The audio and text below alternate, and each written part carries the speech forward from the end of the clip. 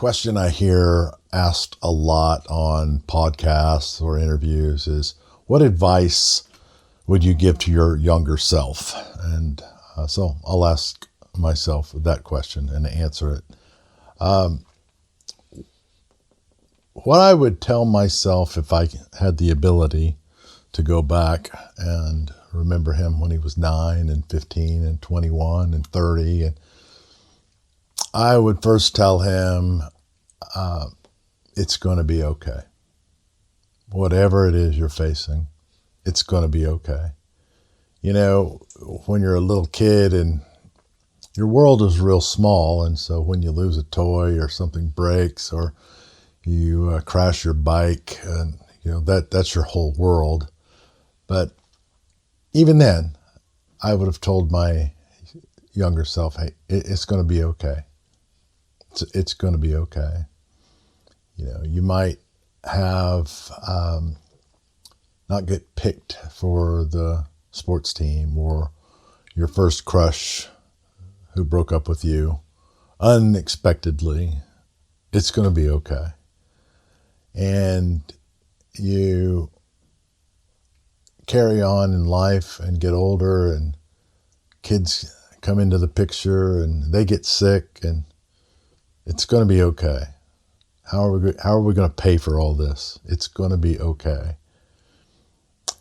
And cancer comes along, and it's going to be okay. And how can I say that? Because she died. The mother of my children isn't here. Well, right, but it's still going to be okay. We're still going to carry on life and allow life to spring from the loss. It's going to be okay. It's going to hurt. I lost my dog a year ago, and I had to tell my 61-year-old self, it's going to be okay. It's going to be okay. Yeah, that dog mattered, and maybe you'll find another one. But what will get you through is holding on to the beauty and the preciousness of the memory and the moment, and why that certain thing, dog, person, job, possession, why it mattered. I think that would be my first overarching advice I'd give my younger self. Kev, it's going to be okay. And I think the second would be, learn to give what you did not get. And I had a lot of good things. I had a stable home, had a good dad. But it kind of stopped there when I got to school. I didn't have good teachers. I didn't have encouraging coaches. I didn't like adults in general as a young man, because I didn't know how to trust them, because the voices I always heard was primarily sit down and shut up. And so I didn't get a lot of attention, positive attention. I certainly didn't get any mentorship. Didn't get much teaching. And yeah, I maybe blame that on me, but how would it have been different had I had a teacher that saw through me? My first day in high school, my math teacher came up to me in intimidating fashion, said, "I've heard of you, and I know your reputation, and you're not going to disrupt my classroom. If you want to try, go ahead and try." And the next 3 years in high school were terrible because of him. He was just mean and intimidating, and I don't think I learned anything other than how to just sit down and shut up and put my head down and not attract attention. And that didn't work either, because I got in trouble so much. But I didn't have voices that were encouraging. So I kind of had to learn that on my own. And as I grew into adulthood and eventually as a parent, I look back and think, what did I not get? And the word I use is a hinge. The future can hinge on one person, the choices and the decisions that one person can make. And my father was that. My father was a hinge. And you can see a video, we'll link it in this story, about my dad being the hinge generation. Because that's where I learned it from. My dad gave me what he did not get. He had a very mean father, distant father, bitter old man. And my dad resolved to say, I'm not going to do that to my son. I'm going to stop that pattern right here in my generation. And he swung it the other way. And there are things he could not give me. He was of a generation that just did not know how to communicate feelings and emotions, but certainly could communicate love. And that's what I received from him. So now I, in turn, how can I express warmth, love, emotion to other young men, especially my son, those who work with me?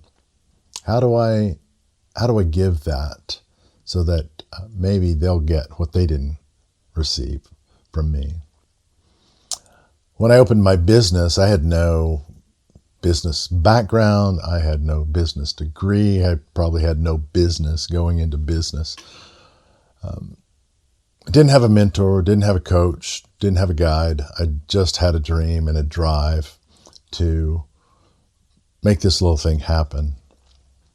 And so I resolved then that I'm going to hire people that don't have experience. That experience was not going to be my first glance at the application. What's your experience? Because I have found over the years, many of my best employees had no experience in working in a restaurant. And now some have gone on to bigger and better things and Michelin star level work and opening their own restaurant because they never had experience before they worked for me.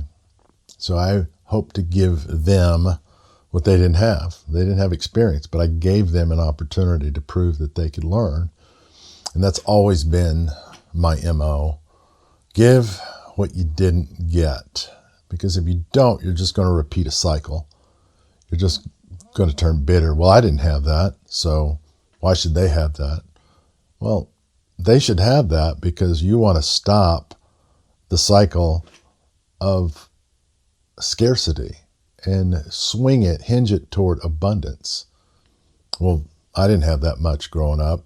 I'm going to keep all I got. That's just not a really good attitude to live by. Learn to give what you did not get. That's the second thing I would tell my younger self. The third thing, probably the most personal and critical, is your creativity is non-negotiable. Your creativity is non-negotiable. And I grew up as a creative little kid. They'd probably call it ADHD today, but thankfully I had several acres of land to drive around on and motorcycle on and shoot things and fish things. And so I had a lot of space to work out the energy in my little body. And I had a dad that taught me how to use power tools. I don't know how young or old I was, but I do remember my mom not real happy with Dad putting a circular saw in my hand and showing me how to use it. But I had a dad that encouraged that kind of creativity. I built a platform. I wouldn't call it a tree house, but I built a platform. I bet it was 20 feet off the ground by nailing 2x4s like a ladder into the bark and climbing it and carrying things up.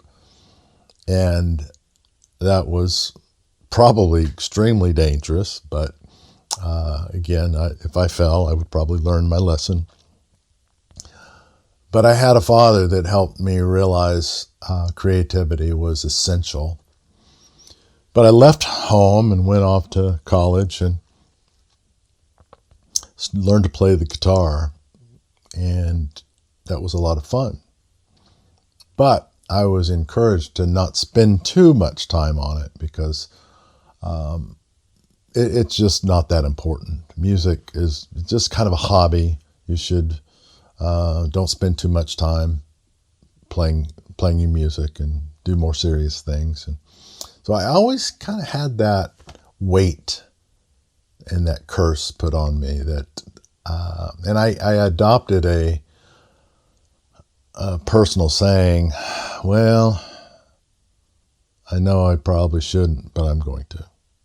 And so I had to tell myself, create your music, create your art, create your beauty.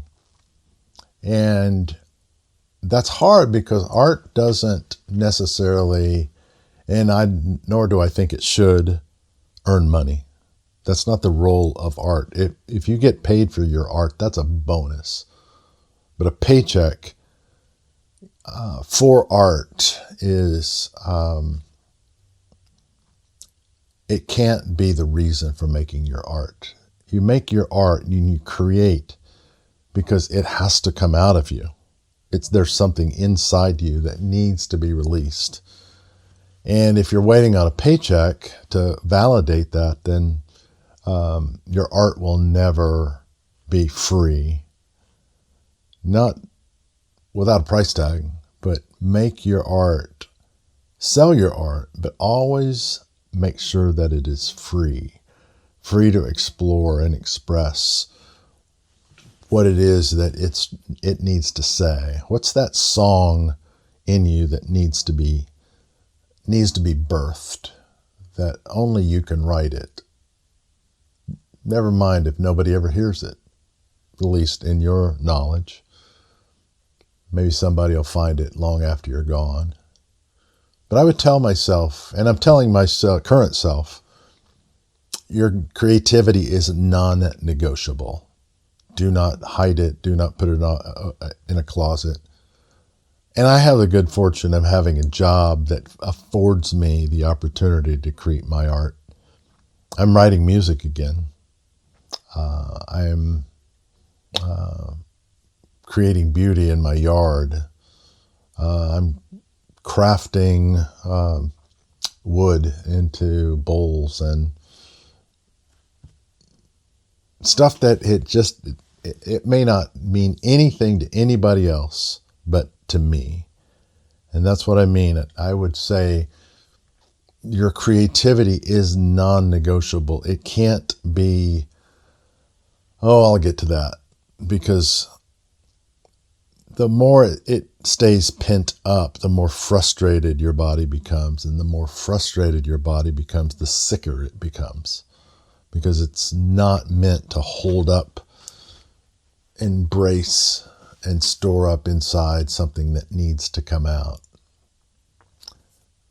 Creativity is not art, though. Creativity is simply seeing something that exists now that did not exist before I put it in motion. That's why I like writing songs. There's a time, like right now, there's a song that will emerge down the road, but it doesn't exist now. I can't even tell you what it's going to be called or sound like because I haven't even got started on it. But a song starts from an idea and then germinates into a finished product that you can listen to over and over and over again. And then you pass it on to your family and friends or whoever. But it's the art act of creation that's incredibly important. You might be gifted in creating wealth. Create that wealth and give it away. Don't hoard it. Create it and be generous with it. You might You might be good at creating solutions for customer problems. And that's a way that you can create. Because creation in itself is non-negotiable. We've got to continue to bring forth new and better and different if our world's going to change, if we're going to see a better future. So I would have gone back to my little boy self and say, you better play in the dirt. You stay out here as long as you want. Not. You can clean up later. But play, create, build that treehouse, build that platform, build that skateboard ramp, build that table, build that community, build that song, build that sense of belief that you can impart to others. All of that is creation, and it's non-negotiable. So I tell myself those three things, and maybe if you're listening, maybe I'm telling them to you too. Thanks for listening.